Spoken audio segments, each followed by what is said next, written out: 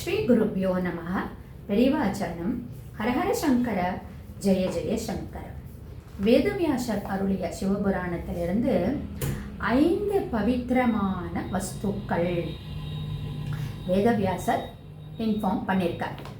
என்னன்னா, அது ஒரு ஸ்லோகமாகவே இருக்கு. உச்சிஷ்டம் சிவநிர்மால்யம் வமனம் ஸ்வகர்ப்படம் காக்கவிஷ்டாதே பஞ்சைத்தே பவித்ராதி மனோகராகா அப்படின்னு சொல்லப்பட்டிருக்கு. ஸோ ஃபஸ்ட்டு அதில் வரக்கூடியது ஸ்லோகத்தை மறுபடியும் சொல்கிறேன்.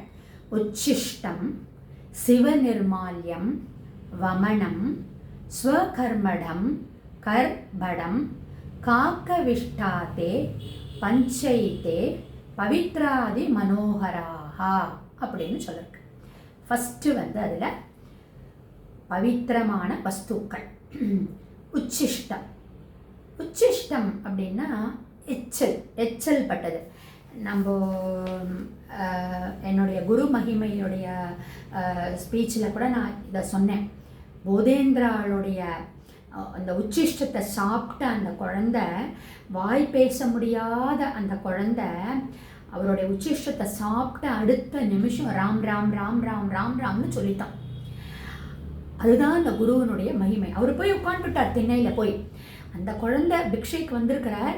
அந்த வந்திருந்த இடத்துல அந்த குழந்தை பேச முடியாமல் இருக்குது. பகவானே, நீ கொடுத்த நாக்கு ஒன்னாமத்து சொல்லாமல் வேற எதுக்கு பிரயோஜனம் அப்படின்னு அவர் போய் ப்ரே பண்ண ஆரம்பித்த உடனே அந்த குழந்தை அந்த உச்சிஷ்டி சாப்பிட்ட உடனே ராம் ராம்னு சொல்லிட்டான். சொல்ல ஆரம்பிச்சுடுத்து, பேச ஆரம்பிச்சுடுத்து. அதுதான் அந்த குருவனுடைய மகிமைன்னு பார்த்தோம். அந்த உச்சிஷ்டத்துக்கு அவ்வளோ ஒரு மனோகரமான ஒரு சக்தி இருக்கு அப்படின்னு வேதவியாசர் சொல்றார். இங்கே சொல்லப்பட்டிருக்கக்கூடிய உச்சிஷ்டம் என்ன அப்படின்னா, அந்த எச்சில் வஸ்துவான ஒன்று மகாவிஷ்ணுவுக்கும் மகாலட்சுமிக்கும் தேவதைகளுக்கும் மற்ற இதர கடவுள்களுக்கும் அபிஷேகமாக யூஸ் பண்ணுறது அப்படின்னா வேற என்ன இருக்க முடியும்? பசுவின் பால், க்ஷீரம்னு சொல்லக்கூடிய பசுவின் பால். அதாவது அதுக்கு தான் சொல்லுவா, தானமாக கொடுக்குற போச்சே நல்ல பசுமாட்டை தானமாக கொடுக்கணும். பால் கறக்காதையோ சோம்பி இருக்கக்கூடியதையோ கொடுக்கக்கூடாது. அது தானமே கணக்கு கிடையாது.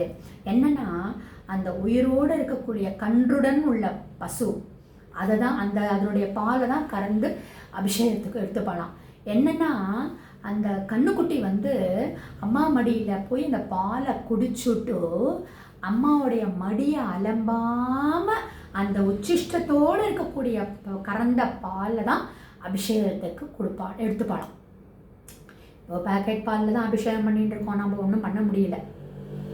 அந்த உச்சிஷ்டத்துக்கு அவ்வளவு எச்சலாக இருந்தாலும் கன்றுக்குட்டி குடிச்சுட்டு அந்த மடியை அலம்பாமல் வரக்கூடிய அந்த கறந்த பால் பவித்திரமானது, மனோகரமான சக்தி கொடுக்கக்கூடியதுன்னு வேதவியாசர் சொல்கிறார். 2வது சிவ நிர்மால்யம். உடனே நம்மளுக்கு வில்வம் தான் ஞாபகம் வரும். நிர்மால்யம் அப்படின்னானே வில்வத்தை நம்ம எத்தனை விதமாகவும் நம்ம யூஸ் பண்ணிக்கலாம். நிர்மால்யமானால் கூட அதுக்கு இது கிடையாது, நிர்மால்யமாக அதை அக்செப்ட் பண்ணிக்க மாட்டோம்னு சொல்லுவோம். ஆனால் இங்கே சொல்லப்பட்டிருக்கிறது என்னென்னா, வைஷ்ணவர்கள் பார்த்தேன்னா சிவ நிர்மால்யத்தை அக்செப்ட் பண்ணிக்க மாட்டா. ஆனால் இப்போ இதை வேதவியாசம் சொல்லப்பட்டிருக்கக்கூடிய இதை எல்லாரும் தலையில் ஸ்ப்ரே பண்ணிக்க போகிறோம். என்னன்னா, சகல ரோக லோக நிவர்த்தியாக இருக்கக்கூடிய கங்காஜலம். பிரம்மா அபிஷேகம் விஷ்ணுவுக்கு அபிஷேகம் பண்ணுறார் அந்த கங்கை ஜலத்திலேருந்து தான். அந்த பாதத்திலிருந்து ஓடி வரக்கூடிய கங்கை தான் பகீரதனுடைய பிரயத்தனத்தினால சிவனுடைய சிரசிலிருந்து ஓடி அதை பிரம்மா எடுத்து விஷ்ணுவுக்கு அபிஷேகம் பண்ணி பாதத்தில் தொட்டு வந்தக்கூடியது. அதனால் அந்த கங்கா ஜலத்தை வைஷ்ணவர்களும் சிவநிர்மால்யமாக அக்செப்ட் பண்ணிக்கக்கூடியதுனால அது பவித்திரமாக மனோகர சக்தி நிறைந்ததா. ஆல்ரெடி நம்மளுக்கு எல்லாருக்கும் தெரியும், கங்கா ஜலம் ரொம்ப பவித்திரமானது. அதே பெரினியல் ரிவர், அது அவ்வளவு சக்தி வாய்ந்தது. கங்கை சொம்பு வாங்கின்னு வந்து எத்தனை வருஷம் ஆனாலும் அதை உடைச்சோம்னா ஒன்றுமே ஆறுது இல்லையா? அதில் நம்ம நார்மல் தண்ணியை பிடிச்சி வச்சுருந்தோம்னா என்ன ஆகிடுறது? அது பூச்சிலாம் வந்துடுறது, புழுக்கள்லாம் நெளியறது.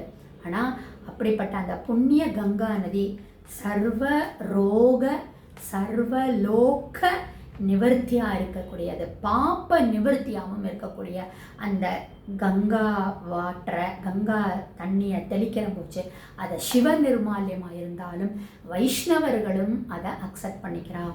அப்போ அது பவித்திரமாயிடுறது, மகோன்னதமான சக்தியும் அதில் கிடைக்கிறது. அப்படிங்கிறது தான் இந்த ஸ்லோகத்தில் 2 இருக்குது. மீதி 3 நாளை தொடர்தில் நாம் பார்க்கலாம்.